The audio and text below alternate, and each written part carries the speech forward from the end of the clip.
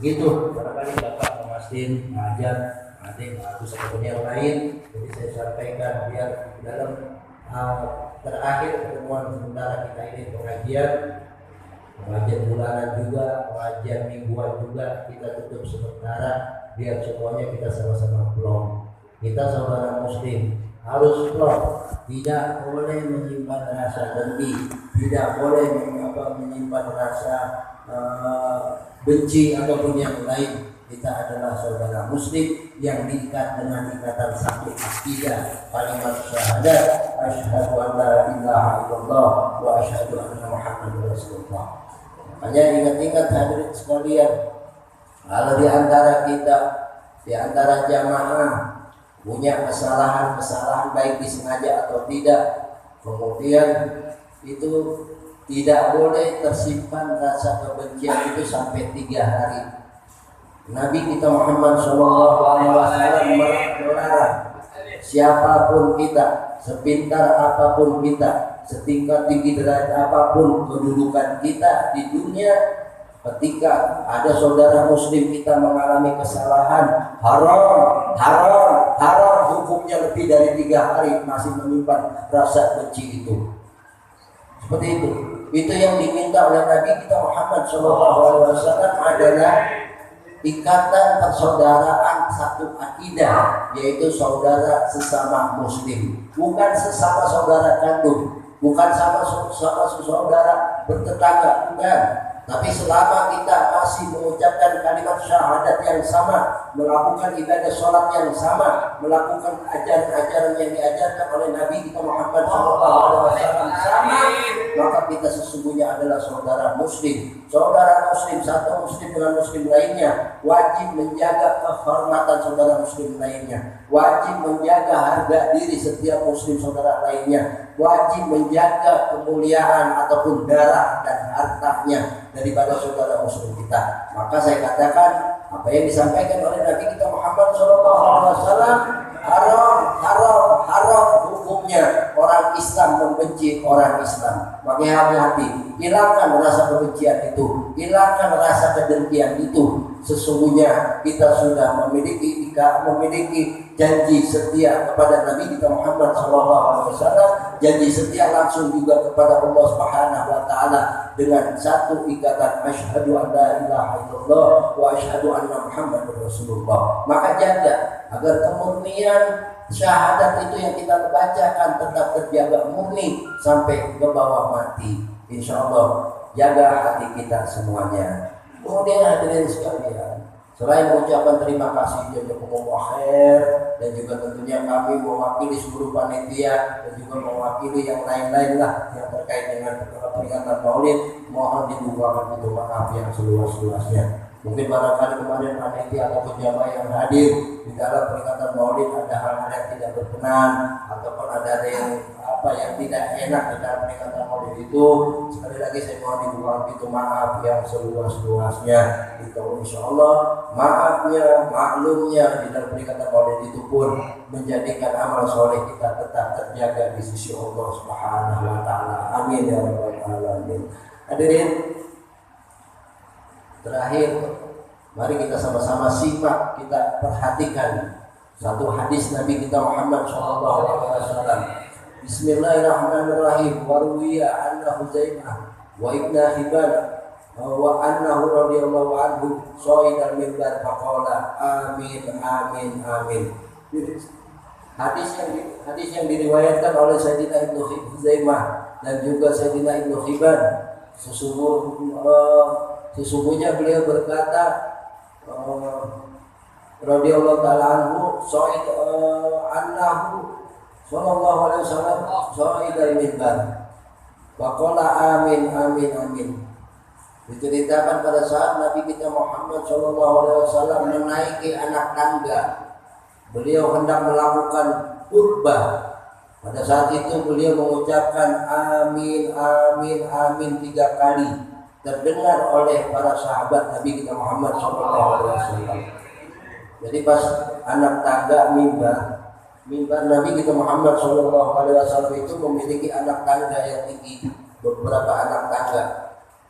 Pada saat beliau naik tangga itu, hadirin sekalian, setiap langkah beliau yang beliau lakukan, beliau mengucapkan kata ketika melangkah, lep amin, tep amin, tep amin. Didengar oleh para sahabat Nabi kita Muhammad SAW. Kemudian selesai khutbah Nabi kita Muhammad SAW, beliau turun khutbah selesai. Maka ditanyakan oleh para sahabat, "Ila ya Rasulullah, inna kasaitul minbar, fakulta amin amin amin." Ya Rasulullah, tadi kami mendengar ketika kau naik mimbar, kami mendengar kau mengucapkan kata amin amin amin. Kabulkanlah ya Allah, kabulkanlah ya Allah, kabulkanlah ya Allah. 3 kali ucapin amin. Kemudian maka Nabi kita Muhammad SAW beliau menjawab, "Faqala inna Jibril alaihissalam atani." Maka sesungguhnya tadi malaikat Jibril pada saat saya naikin anak tangga, malaikat Jibril datang dan mendatangiku menyampaikan wahyu kepadaku. Di dalam wahyu yang disampaikan oleh malaikat Jibril pertama berkata, "Waqala," malaikat Jibril berkata, "Man adraka syahrul Ramadan walam yughfar lahu famata pada khalanna fa'abadahu Allah." Malaikat Jibril tadi pertama kepada ketika kakiku naik pertama, naik ke anak tangga pertama, malaikat Jibril berkata, "Ya Muhammad, Allah barang siapa yang mendapati, menjumpai hidup di bulan suci Ramadan, kemudian setelah Ramadan habis, falam yughfar lahu, kemudian dia Ramadan pergi, habis meninggalkannya, tapi dia tidak mendapatkan ampunan dari Allah, maka nanti dia maka dia akan mati pada khalannar dan dia akan masuk neraka jahanam. Fa'abadahullah, semoga Allah menjauhi dia dari rahmat Allah." Maka aku mengucapkan amin. Sebentar lagi kita masuk bulan suci Ramadan. Semoga Allah mengajarkan umur kita sehat walafiat, bisa menyudahi bulan suci Ramadan hingga selesai dan juga hidup terus di bulan Syawal insyaallah. Target kita bagi orang yang cerdas yang disampaikan oleh Nabi kita Muhammad SAW. Nanti ketika kita hidup diberikan kesempatan oleh Allah Subhanahu wa taala bisa hidup di bulan suci Ramadan, tak lain tak bukan target yang harus kita dapati adalah pengampunan Allah Subhanahu wa taala. Kalau ada orang hidup di bulan suci Ramadan, Ramadannya habis pergi meninggalkannya, dia belum diampuni oleh Allah Subhanahu wa taala, maka kata malaikat Jibril nanti dia mati dan masuk neraka jahanam. Semoga orang itu dijauhi daripada rahmat Allah atau dijauhi daripada kasih sayangnya Allah Subhanahu wa taala. Nabi langsung mengucapkan amin, kabulkanlah ya Allah. Ya, maka hati-hati hadirin sekalian. Ramadan memang bulan kita, bulan khusus buat kita. Apapun akan dilipat gandakan, berlipat-lipat lebih daripada bulan yang lain. Tapi bagi mereka yang mengikuti hawa nafsu, mengikuti syahwat, yang maunya hidup semau-maunya, tidak pernah mau mendengarkan kata Allah dan kata Rasulullah, tidak mau memperhatikan ajaran-ajaran Islam, maka hati-hati. Pada saat dia memasuki bulan suci Ramadan dan Ramadan pun habis meninggalkannya, tapi dia masih belum mendapatkan ampunan oleh Allah Subhanahu wa taala, maka hati-hati, diancam oleh Allah Subhanahu wa taala dengan wasilah ungkapan yang disampaikan oleh malaikat Jibril, nanti dia mati masuk neraka jahanam. Semoga orang itu dijauhi daripada rahmat Allah Subhanahu wa taala. Nauzubillahi min dzalik. Maka hati-hati, nanti bulan suci Ramadan, jaga ibadah di bulan suci Ramadan. Lakukan amal soleh sebanyak-banyaknya, ambil kesempatan. Kalau memang Allah memberikan kesempatan kita bisa hidup di bulan suci Ramadan, itu yang pertama. Jadi amin yang pertama yang diucapkan oleh Nabi kita Muhammad SAW itu yang pertama.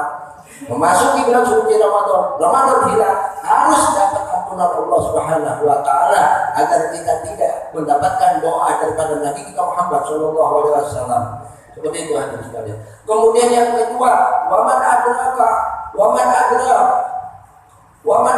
abawaihi aw ahadihima falam yabirahuma fabata qahalannar fa'abadahu. Qul amin faqultu amin. Barang siapa yang diberikan kesempatan hidup menjumpai kedua orang tuanya ataupun salah satu daripada orang tuanya, karena yang satunya telah wafat, tapi dia tidak berdoa, tidak berbakti kepada kedua orang tuanya ataupun salah satunya, kata malaikat Jibril, pamata pada halanda, maka dia nanti akan mati dan akan masuk neraka jahanam. Fa'abadahullah, semoga orang itu, anak itu dijauhi daripada rahmat Allah. Maka Nabi mengucapkan kul amin amin, makul amin. Hati-hati jadi anak yang orang tuanya masih pada hidup, ataupun salah satunya, ataupun bahkan yang sudah pada wafat. Hati-hati dengan kerabat orang tua. Orang tua siapapun mereka, siapapun beliau-beliau yang memang betul sebagai orang tua kita, maka harus betul-betul jaga kemuliaan orang tua kita dengan amal soleh, dengan banyak berbuat baik kepada orang tua, baik untuk zahir maupun batin, bentuk doa-doa yang sudah pada meninggal datangi makamnya. Jangan tinggalkan ziarah. Kunci sukses orang hidup salah satunya adalah banyak ziarah kubur dan sholat malam. Maka seperti itu hadirin sekalian.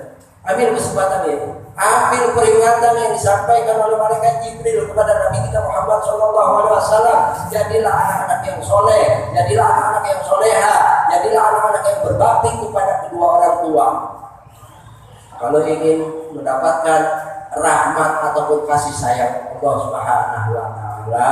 Dan yang ketiga, ingat pesan malaikat Jibril yang disampaikan oleh Nabi kita Muhammad SAW. Wa man yukita indahu falam yusalli alaika fama tabahallah ma'abadahullah. Barang siapa yang disebutkan namamu di sampingnya, tapi dia tidak mau bersolawat kepadamu, fama tabahallah, maka dia akan mati dan masuk neraka. Ma'abadahullah, semoga orang itu dijauhi daripada rahmat Allah. Kul amin, fakultu amin. Nah, ini masalah bab salawat. Makanya hati-hati, jangan sekedar kita menyimpan muslim, mengakui kemusliman kita hanya ada di KTP agama Islam. Orang bilang katanya kita orang Islam, orang Muslim, kumpul di keluarga kalangan orang Islam, kumpul di lingkungan masyarakat Muslim, tapi perilaku kita kepada Nabi kita Muhammad SAW tidak mau pernah memperhatikan kewajiban kita sebagai umat kepada Nabi-Nya, yaitu Nabi kita Muhammad SAW. Nabi apa? Malaikat Jibril berkata seperti itu. Barang siapa yang mendengar disebutkan di sampingnya nama Nabi Muhammad SAW, kemudian dia tidak mau berselawat kepadamu ya Muhammad, maka nanti dia akan mati dan akan dimasukkan neraka jahanam. Dan semoga orang itu dijauhi daripada rahmat Allah Subhanahu wa Ta'ala. Alhamdulillah dari kata malaikat Jibril, katakan amin ya Muhammad, kul amin. Hati-hati sekalian, kenapa peringatan Maulid di kalangan umat Islam selalu diadakan, ada yang per minggu, ada yang per bulan, ada yang per tahun, demi mendapatkan keberuntungan umat agar bisa selalu banyak membaca sholawat kepada Nabi kita Muhammad SAW. Mudah-mudahan 3 poin ini kita dapat ingat, dan untuk mengakhiri kesempatan malam hari ini, ketahuilah hadirin sekalian betapa dahsyatnya orang yang membaca sholawat kepada Nabi kita Muhammad SAW. Kalau orang beribadah, melakukan ibadah sholat butuh syarat rukun, orang pergi haji butuh syarat rukun, orang mau zakat butuh syarat rukun, orang berbuat baik yang lain-lain butuh syarat rukun. Tapi ketika seseorang membaca sholawat kepada Nabi kita Muhammad SAW, semuanya tidak diminta syarat dan rukunnya bagaimana, tidak ada, hanya ibadah pembacaan sholawat kepada Nabi kita Muhammad SAW yang selalu mendapatkan kebebasan bagi setiap orang untuk membacanya, dan pasti dapat balasan di sisi Allah Subhanahu wa Ta'ala. Mengakhiri kesempatan kali ini ada satu riwayat hadirin sekalian. Dulu diriwayatkan oleh para sahabat, ada ketika ada malaikat sedang duduk-duduk di taman surga. Pada saat itu ada tuh malaikat mengucapkan kalimat Subhanallah, alhamdulillah, wa la ilaha illallah, wallahu akbar. Malaikat lagi duduk-duduk di taman surga. Itu malaikat zikirnya kalimat itu. Yang pahalanya kalau orang baca itu pahalanya seperti orang haji dan umroh. Makanya baca maulid tadi ada tuh Subhanallah, alhamdulillah, wa la ilaha illallah, wallahu akbar, dibaca 4 kali dapat pahala haji dan umroh. Bagaimana enggak hebatnya?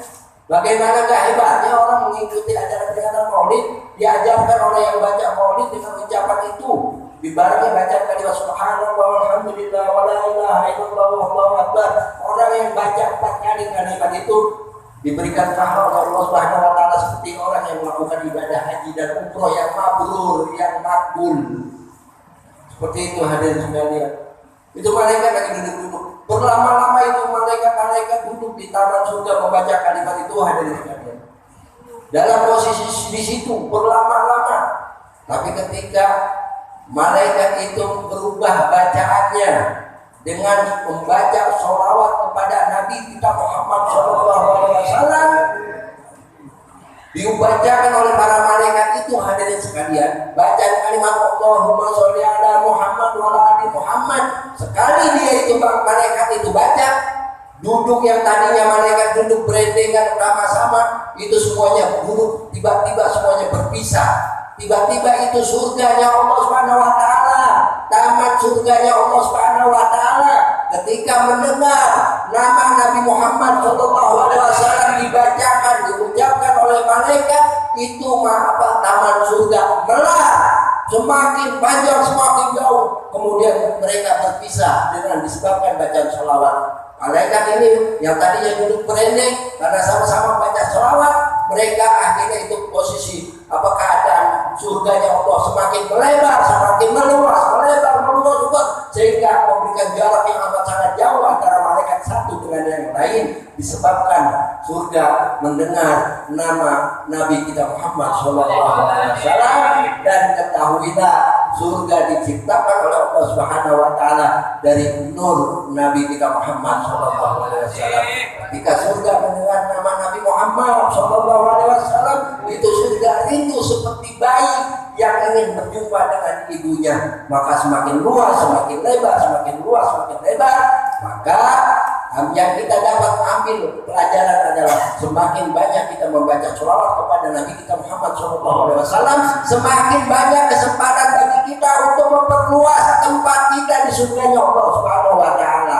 Amin ya rabbal alamin. Maka di bulan Sya'ban ini, di bulannya Nabi kita Muhammad SAW, jangan sampai kita lepas untuk meninggalkan membaca sholawat kepada Nabi kita Muhammad SAW. Sallallahu alaihi Nabi. Ini saja secara pribadi juga saya mohon maaf.